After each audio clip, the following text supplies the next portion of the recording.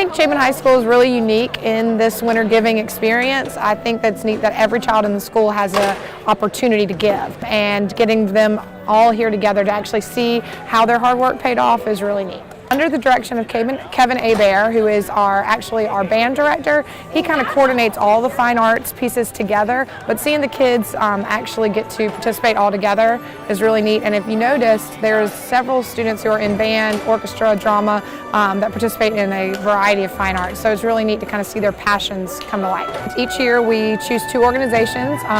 One receives an item, so this year we did support our troops. So we asked our math classes if they would bring in such goods as shampoo, conditioner, mouthwash, granola bars, just little stuff like that, and we send it off to the organization and they box it up and they ship it out to the troops overseas. Then our second organization that we gave to was the Screaming Eagles. This is our 2nd year of donating. Screaming Eagles Special Needs Athletics is a local nonprofit organization that we partner with during the fall for baseball and during the spring for soccer. So we are trying to build a miracle field for the Screaming Eagles.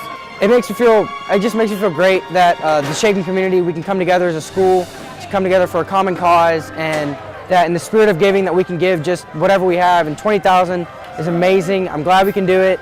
I love the Screaming Eagles. I love what they do, and it's just an honor to be able to give to them, and in hopes that we can build that field for them.